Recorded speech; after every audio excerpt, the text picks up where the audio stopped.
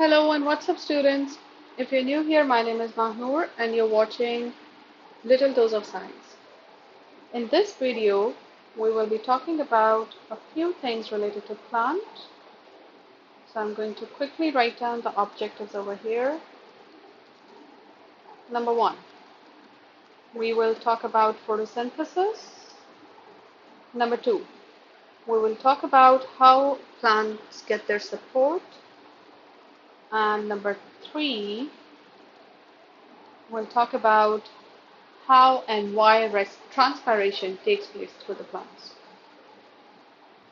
Right? Let's talk about photosynthesis first. Photosynthesis. Before going into detail, let's see what does this word mean. We can divide it into two, photo and synthesis.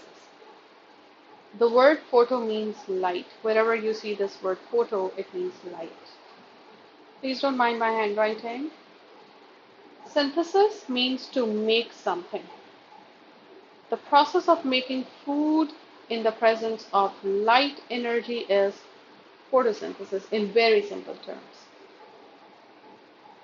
Now we know that plants are autotrophs. There are two things, autotrophs and heterotrophs.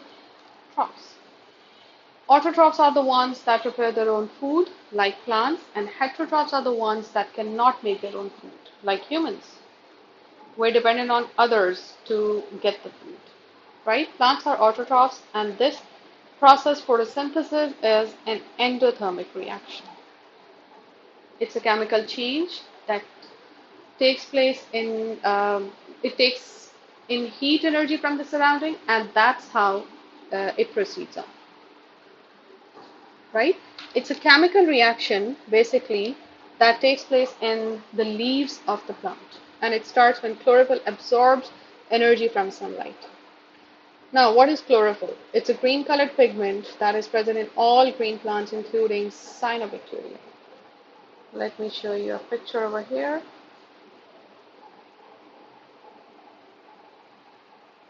You might have seen something like this on stagnant water. This is cyanobacteria. And the reason it appears green is because it has green-colored pigment chlorophyll in them. Similarly, plants also have chlorophyll in them that absorbs heat energy. It absorbs sunlight from the sun and drives the process of photosynthesis. Let's zoom it out. This is a very simple picture that tells you about photosynthesis. Water and nutrients are in the soil, which are taken up by the roots of the plant. Carbon dioxide is in the environment that is taken up by the leaves. There are small holes or pores on the surface of the leaf which take in carbon dioxide from environment. Sunlight is absorbed by chlorophyll, the green-colored pigment that is present in the leaves. So your sunlight, carbon dioxide, water are the reactants in photosynthesis. And on the right-hand side, we have products. What is released as a result of this chemical reaction? Oxygen and sugars. Let me show you how. Water molecule is split up by the energy that is taken up from the sunlight. Water is split up into hydrogen molecules and oxygen molecules. This oxygen is the same oxygen that is released to our environment. Now what happens to this hydrogen molecule? This hydrogen molecule combines with carbon dioxide taken up from the environment and it produces carbohydrates, the simplest of which is glucose. You can also call it simply as sugars.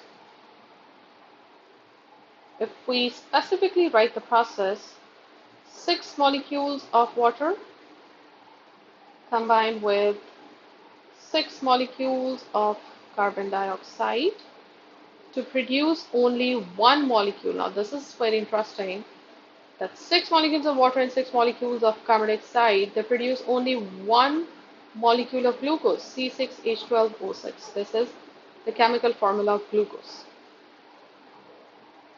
Plus, what do you think is released? 6 molecules of oxygen. On the left-hand side, we have reactants, and on the right-hand side, we have our products of photosynthesis. Right? This was all about photosynthesis. Let's move on to support. Now we know that humans have bony skeleton which provides support to them and helps us to move. But plants do not have bony skeletons like humans. Instead, they have water in them, especially in the vacuole. And this water that is present in the vacuole keeps the cell firm and turgid. Let me show you an animation. Okay, look at this. This is a plant cell. When water is lost, the cell becomes flaccid. The vacuole shrinks away, the cytoplasm shrinks away. When the water molecules are returned, it becomes turgid again. Right? It's at this stage that plant provides support. The plant cell when the plant cell is turgid, it provides support. It keeps the plant upright. Now, what happens to a plant that undergoes wilting? All the water molecule is taken away from the cell. It loses a lot of water molecules, which makes the plant flaccid. It makes the cell flaccid. Right? This was all about support. Let's talk about transpiration now. Now, there's a very interesting fact that plant does not use most of the water that it absorbs from the soil. You know that about 97 to 99% of water is lost through transpiration, is lost through the surface of the plant. Now, transpiration is a physiological loss of water molecules in the form of water vapor, mainly from stomata in the leaf. Stomata are the pores or holes which are on the surface of the leaf, mainly underneath the surface of the leaf. Right? Now, transpiration can also take place from the surface of leaves, flowers, and stem.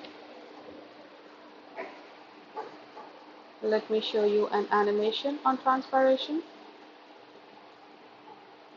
Stomata is just the opening in the leaf surface. These are all the mesophyll cells, and this is the internal structure of the leaf.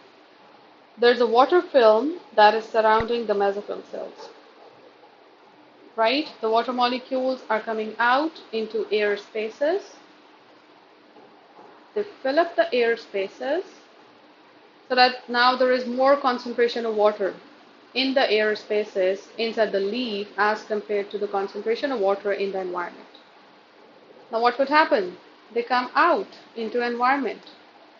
Water molecules move from an area of high concentration to an area of low concentration. Right? And this loss of water vapor from the surface of the leaves is called transpiration. You can perform an experiment in the lab by taking a well-watered potted plant and keep it on glass plate. You can cover the plant with a bell jar, also put grease or oil at the bottom so that the apparatus is airtight. Right? And keep this apparatus in light for 3 to 4 hours and observe what happens. Let me know in the comment box, what do you think will happen? Now from this, I was thinking this could be a good summer activity as well. Transpiration is faster on a hot day, so this could be a cool summer activity. You can cover a clump or big leaf of water with a plastic bag and put the plant in light and observe after 2 to 3 or 4 hours. You will see condensation. You will see water vapor inside the plastic bag. And after a long time, the water droplets will be collected at the bottom over here. Interesting?